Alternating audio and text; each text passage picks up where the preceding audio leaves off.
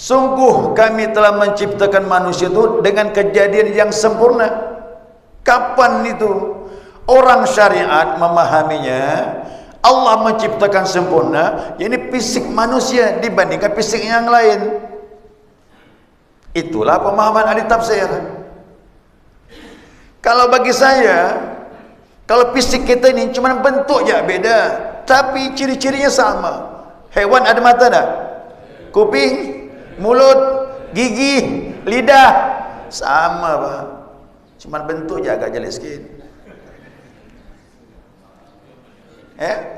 Dan sama hewan tu 4 unsur juga, air, api, angin. Alah, sama. Kalau dah diambil pengertian begitu, tapi pengertian tasawuf tidak seperti itu. Kami telah menciptakan manusia sebaik-baik kejadian kapan? Di alam roh. Kenapa? Di sana alam lahud.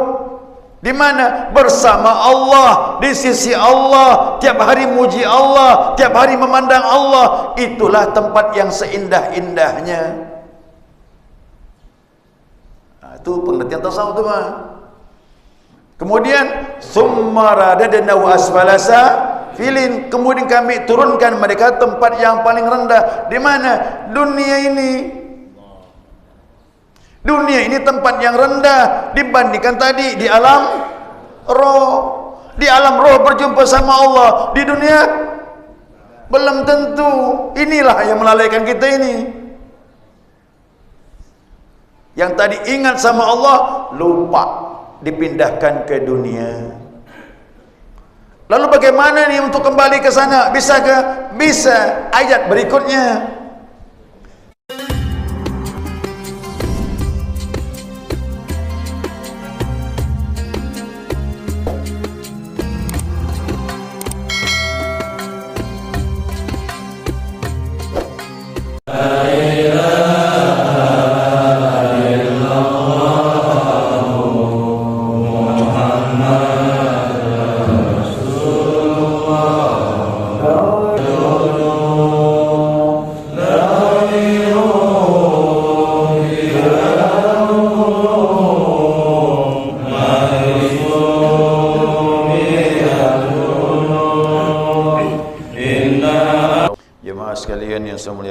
Assalamualaikum warahmatullahi wabarakatuh.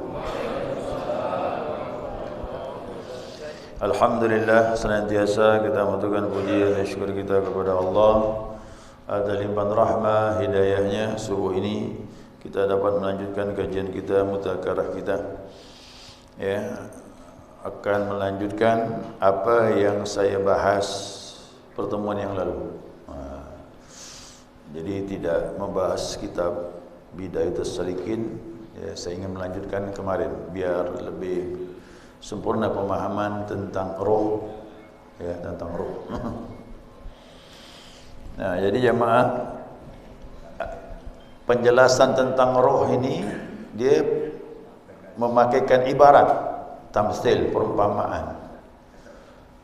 Kalau tidak begitu bisa salah paham. Makanya bahasa tasawuf itu dia pakai ibarat, pengertian-pengertian ataupun perumpamaan, supaya kita lebih paham. Karena roh tidak seperti jasad, apalagi Allah Subhanahu Wa Taala. Allah tidak seperti roh dan tidak seperti jasad.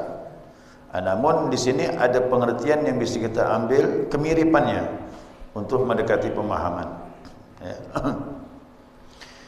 Nah, jadi jelas bahwasanya hadis yang kemarin,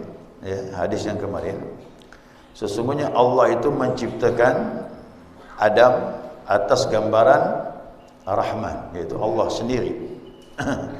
Seperti sifat-sifat yang ada pada diri kita ini ada kemiripan dengan sifat Allah Subhanahu Wa Taala.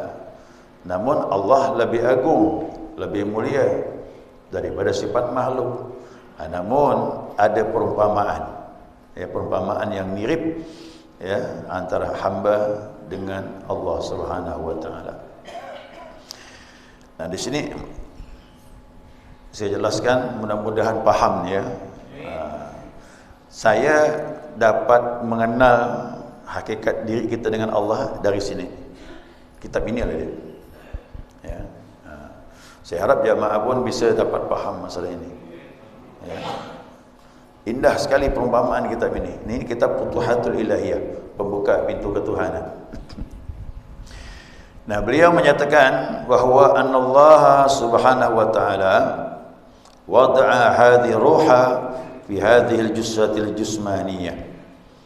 Sesungguhnya kata beliau, Allah Subhanahu wa taala meletakkan roh, ya, roh itu pada kerangka tubuh. Ini tubuh ini kerangka. Sedangkan roh itu diletakkan pada tubuh. Tapi ingat, bukan dia di dalam, bukan di luar. Itu apa? Emang gitu. Dibilang dia di dalam, berarti terkurung. Dibilang dia di luar, berarti pisah. Tapi ternyata tak bisa dikatakan berpisah. Jasad ini beraktivitas karena roh. Ya. Nah, bahkan dikatakan latifatun lahutiyatun maudi'atun fi kathifatin nasutiyatin. Roh itu kelembutan, asalnya alam lahut. Ini alam lahut begini. Antara kita dengan Allah ada 4 alam, tapi dia satu. Ya, dia satu. 4 alam tapi satu. Nah, alam nyata ini namanya alam nasyud. Ya, alam nasyud. Alam ketebalan, alam fisik dari 4 unsur: air, api, angin, tanah. Nah, di balik alam kita ini ada lagi alam gaib. Alam gaib tingkat pertama namanya alam malakut. Ini para wali sudah masuk nih alam ini semua. Alam malakut. Alam malakut bukanlah akhir, belum.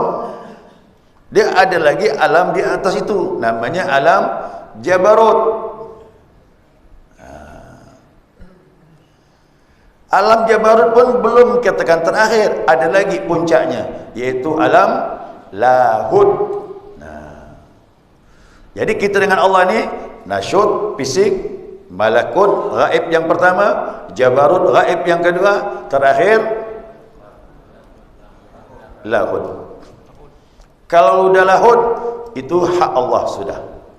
Tetapi dikatakan sini, roh itu diletakkan pada kerangka tubuh ini, dia asalnya dari alam lahut. Paham tak? Nah, makanya roh itu tak berpisah dengan Allah. Ya, roh tak berpisah dengan Allah. Kita mau lari ke mana? Yang asal roh kita tu dari sana datangnya, dari alam lahut. Nah, kemudian diletakkan fi kasyifatin nasutiyah. Diletakkan roh tadi itu dari alam lahut terus kepada alam ketebalan tubuh kita ini. Nah, berarti diri kita ini dikendalikan oleh roh. Roh kita ini datang asalnya dari alam lahut. Alam lahut itu, maaf, itu sudah masuk ketuhanan. Makanya nanti orang meninggal, dia berjumpa dengan Tuhan. Ini disibak ni. Alam nasut terbuka, nampak alam malakut, terbuka lagi, nampak alam jabarut, terbuka lagi. Di situ kita melihat adanya Allah Subhanahu wa taala.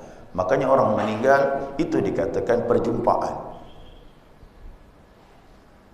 Nah, maka siap-siap nih, kita meninggal nanti begitu.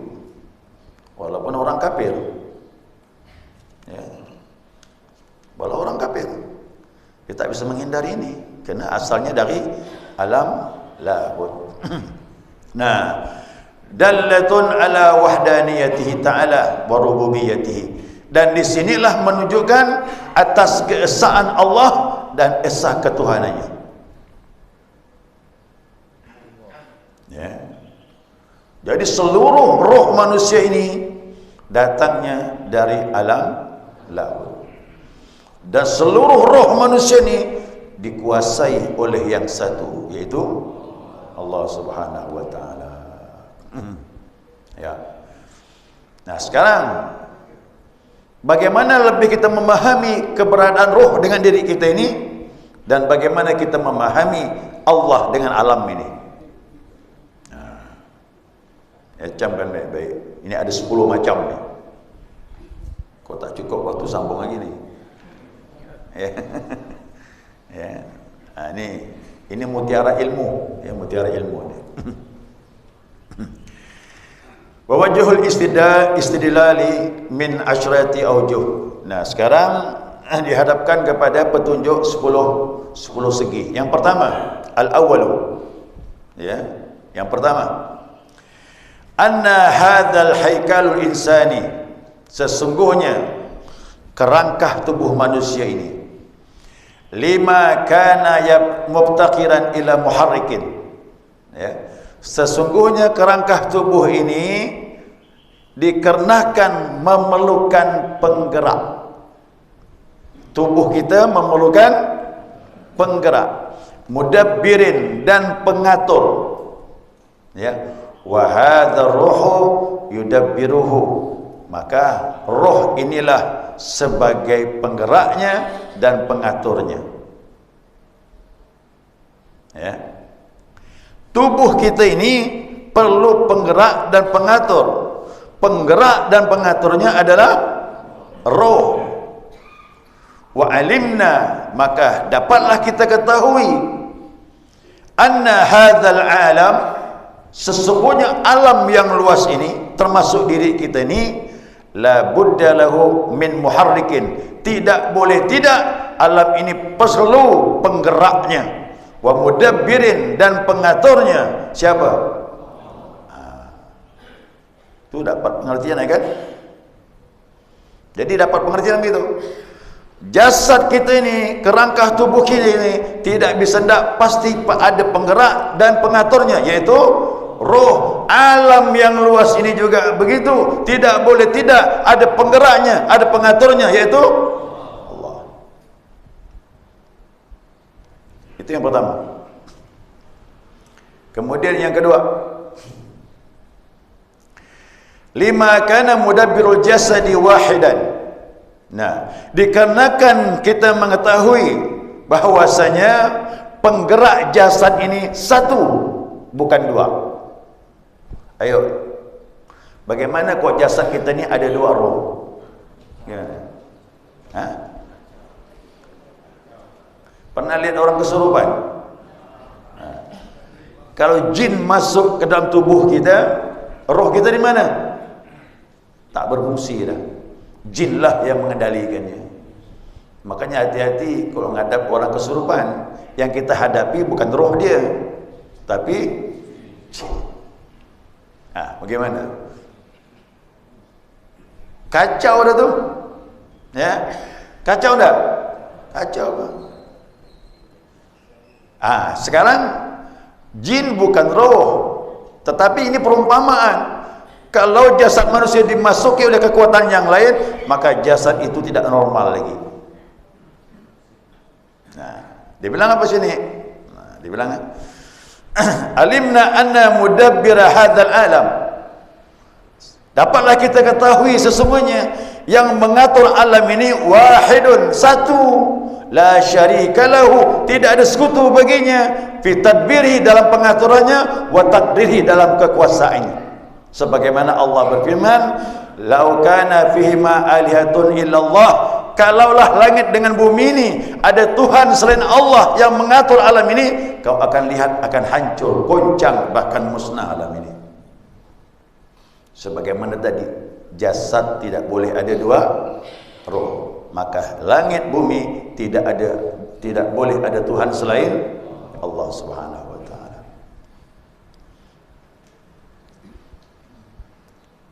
Dapat paham ni ya? Boleh lanjut? Boleh lanjut. Masuk yang ketiga. Ini semakin dekat ni. Ya. Lima kana yataharraku hadzal jasad ila bataharrukir ruhi. wa iradatihi. Dikarenakan ya jasad ini ya digerakkan melainkan dengan gerak roh dan kehendak roh. Wa alimna annahu yataharraku qainun bi khairin wa syarrin illa bi taharrukillahi wa qudratihi wa iradatihi. Maka dapat kita ketahui tidaklah bergerak alam ini, baik yang terjadi hal yang menyenangkan ataupun tak menyenangkan, maka semuanya itu bergerak dengan kodrat dan iradat Allah Subhanahu wa taala. Jadi jangan ada beranggapan tubuh ni tidaklah dia bergerak kecuali dengan izin roh. Alam ini baik yang besar maupun yang kecil tidaklah dia bergerak kecuali atas kehendak. Jangan bilang kebetulan. Siapa bilang kebetulan masuk dalam lautan syirik kepada Allah Subhanahu wa taala. Jelas ni? Jelas ni? Masuk yang ke 4. Ya. 5 kana yataharraku fil jasadi syai'un illa bi ilmi ruh. Dikarenakan tidaklah bergerak jasad ini sesuatu pun pada tubuh kita kecuali dengan pengetahuan roh. Jadi roh kita ini jasad kita ini bergerak dengan pengetahuan roh. Roh tahu yang mana mau digerakkan. Roh faham, jari, kaki melihat, mengeling, mendengar, menunduk, mengangkat. Roh sudah tahu yang mana mau digerakkan. Ya, nah, dia bilang apa? La yakhfa 'ala ruhi, dan jasad tak pernah tersembunyi dari roh. Saya ulangi, jasad tak pernah tersembunyi dari roh.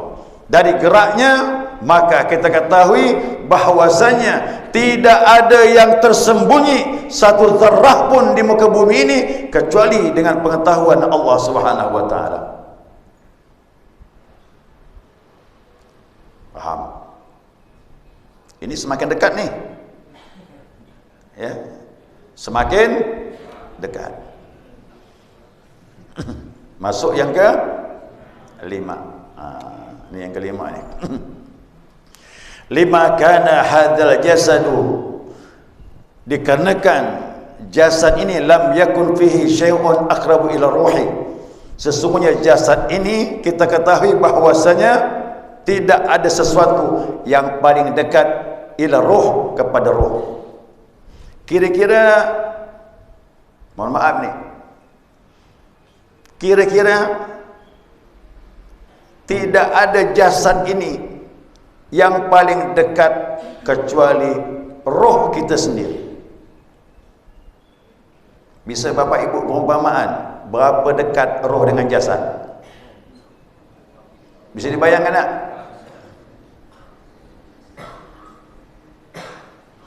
Tidak ada jasad kita ini melainkan yang paling dekat adalah roh. Wa alimna annahu ta'ala qaribun ila kulli syai'. Maka sesungguhnya kita ketahui tidak ada yang paling dekat kepada sesuatu kecuali Allah Subhanahu wa taala, termasuk diri kita ini. Bahkan Allah berkata, wa nahnu aqrabu ilaihi min hablil warid. Kami, kata Allah, lebih dekat kepada hambaku lebih dari urat nadi. Mudah. Bapak Ibu, itu pengertian yang luar biasa dah. Tidak ada yang paling dekat jasad kecuali dengan roh, dan tidak akan lebih dekat antara sesuatu kecuali Allah Subhanahu wa taala. Bahkan Allah lebih dekat dari diri kita. Bahkan Allah lebih dekat dari urat nadi kita. Kenapa? Urat nadi ini jasad. Jasad digerakkan roh. Roh kita punya Allah. Kalau roh terbuka, Allah akan nyata kepada kita. Maka bersihkan hati biar kita terasa Allah lebih dekat dari diri kita sendiri. Faham tak? Makanya Allah jangan dicari. Dia ada pada diri kita ini. Kerana diri kita bukanlah lain dari diri dia, kita datang dari dia dan kembali kepadanya. Bapak Ibu kalau faham ini, kematian datang udah, tenang saja. Apa kita takut? Yang penting persiapan. Yang takut menghadapi kematian itu karena tidak ada persiapan dan tidak ada ilmunya. Makanya para sufi semuanya rindu kembali kepada Allah Subhanahu wa taala. Wali Allah itu rindu kembali kepada Allah Subhanahu wa taala. Makanya mereka tidak mati, mereka hidup di sisi Allah Subhanahu wa taala. Jelas ya? Mudah-mudahan dapat dipahami. Ya. Jadi annahu ta'ala qaribun ila kulli syai', sesungguhnya Allah sangat dekat kepada segala sesuatu.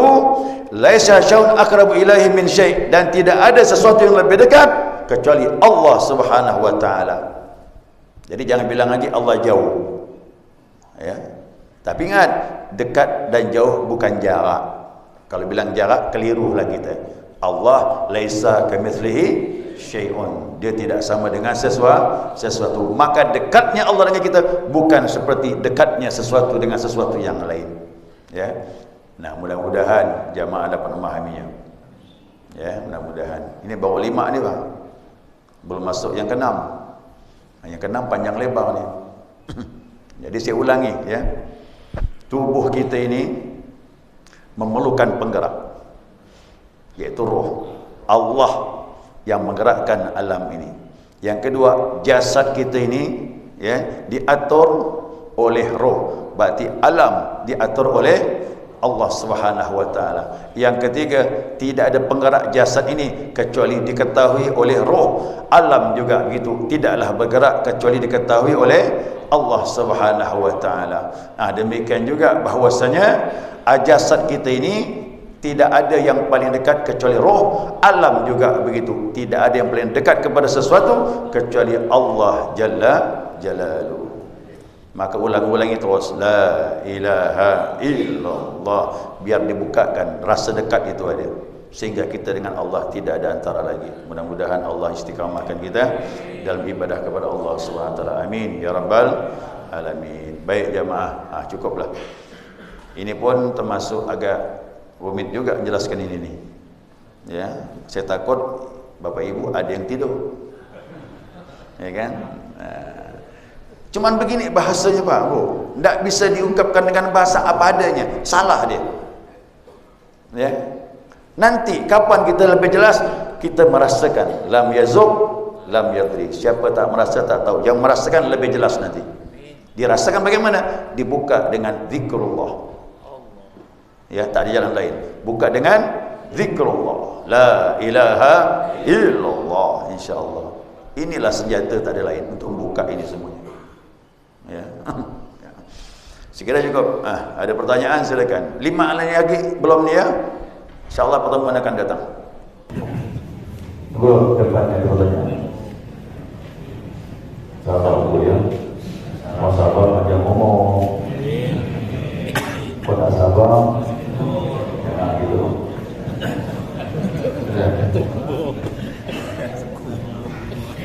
Assalamualaikum warahmatullahi wabarakatuh.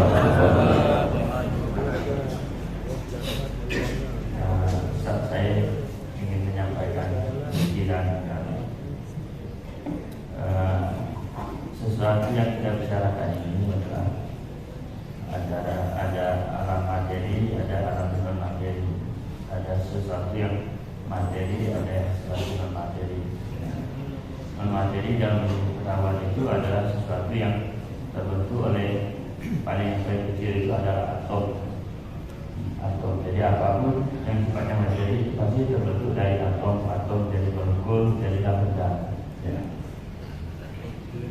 Yang sifatnya atom itu, materi itu tentu dia mempunyai menempati ruang. Sesuatu yang ruh ini sifatnya non materi. Ya. Kalau dia non materi, dia tidak menempati ruang. Oleh karena itu tidak bisa kita membahas yang sifatnya non materi itu dengan menggunakan terminologi yang materi. Dalam arti kata misalnya ruh itu tidak bisa kita kita bicarakan dia posisinya di sana, di sini dan sebagainya, karena dia sifatnya non materi. Kemudian ada juga yang sifatnya non materi seperti malaikat dan jin. Malaikat dan jin itu non materi dan dia juga tidak menempati ruang, dan tetapi dia juga berada di sesuatu tempat, misalnya di rumah ada jin. Tetapi kalau ada jin itu tidak mengganggu kita meletakkan lemari, kursi dan sebagainya. Dia tidak menempati ruang, tapi ada di situ. Dan ini adalah sesuatu yang pelik, yang sebenarnya seperti Ustaz katakan tadi, ini juga dengan orang makan durian. Kita dibicarakan durian itu bagaimana rasanya itu akan bisa kita pahami kalau kita makannya, tapi kita tak bisa menjelaskan rasa durian itu bagaimana. Inilah mungkin yang terjadi pada permasalahan ketuhanan dan sebagainya. Itu hanya bisa dipahami dengan praktek, dengan melakukan perjalanan. Dengan perjalanan itulah orang akan memahami, oh seperti ini, oh seperti ini. Jadi tanpa melakukan perjalanan tidak bisa dibicarakan, tidak bisa dijelaskan apa itu ruh, apa itu ketuhanan. Demikian satu bayangkan mereka. Allah Subhanahu wa taala menciptakan tubuh kita ini dari unsur tadi materi, ketebalan. Bahasa Arab namanya kathifah. Ya, kathifah, ketebalan, fisik. Nah, kemudian sebut latifatul rabbaniyah itu non materi, kelembutan seperti roh. Itu non materi. Termasuk malaikat pun non materi, karena ada cahaya. Tubuh kita kan 4 unsur tadi, air, api, angin, tanah. Walaupun atom sekalipun tetap salah satu daripada ini. Sedangkan malaikat tidak masuk, dia cahaya. Cahaya tidak masuk dia. Dia dari nur. Pun dari nur Allah Subhanahu wa taala.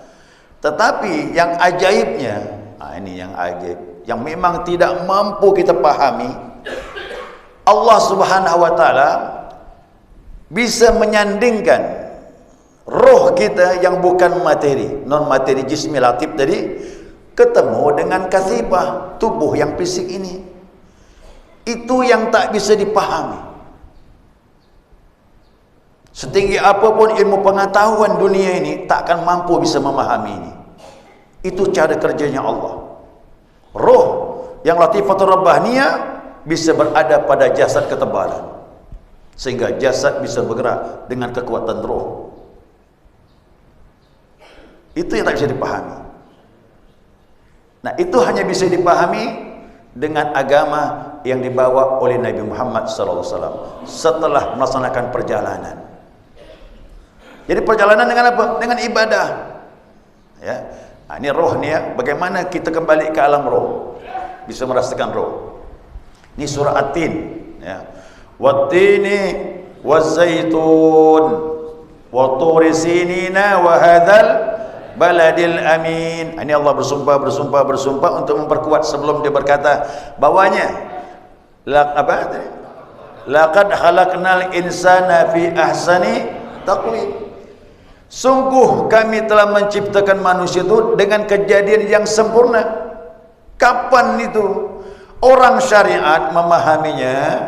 Allah menciptakan sempurna, yakni fisik manusia dibandingkan fisik yang lain. Itulah pemahaman ahli tafsir. Kalau bagi saya, kalau fisik kita ini cuma bentuknya beda, tapi ciri-cirinya sama. Hewan ada mata tak? Kuping, mulut, gigi, lidah, sama Pak. Cuma bentuknya agak jelek sikit. Dan sama hewan itu 4 unsur juga, air, api, angin, lah sama. Kalau dah diambil pengertian begitu, tapi pengertian tasawuf tidak seperti itu. Kami telah menciptakan manusia sebaik-baik kejadian kapan? Di alam roh. Kenapa? Di sana alam lahud. Di mana? Bersama Allah, di sisi Allah, tiap hari muji Allah, tiap hari memandang Allah. Itulah tempat yang seindah-indahnya. Itu pengertian tasawuf tu mah. Kemudian summa radadnahu asfala safilin, kemudian kami turunkan mereka tempat yang paling rendah. Di mana? Dunia ini. Dunia ini tempat yang rendah dibandingkan tadi di alam roh. Di alam roh berjumpa sama Allah, di dunia belum tentu. Inilah yang melalaikan kita ini. Yang tadi ingat sama Allah, lupa, dipindahkan ke dunia. Lalu bagaimana nih untuk kembali ke sana? Bisa ke? Bisa. Ayat berikutnya. Apa ayat berikutnya?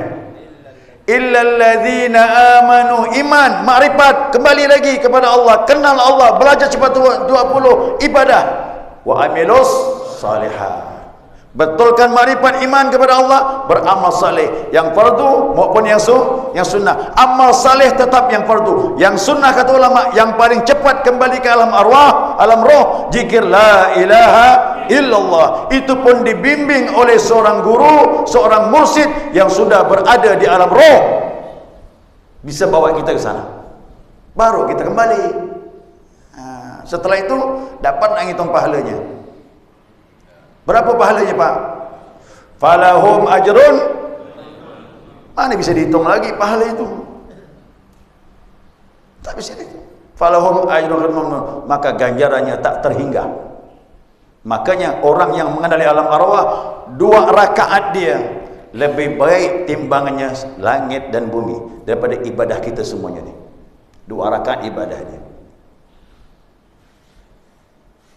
Jadi kita tidak main-main lagi sekarang, Pak. Kita siap-siap kembali alam roh. Kalau tidak, dipaksakan kita kembali. Kematian datang, cuma kita terkejut. Tapi dengan zikir ini, insya Allah kembali kita tenang di sisi Allah SWT. Amin ya rabbal amin. Itu maksudnya ya. Demikian, subhanakallahumma wa bihamdika asyhadu an la ilaha illa anta astaghfiruka wa atubu ilaik. Allahumma shalli ala Muhammad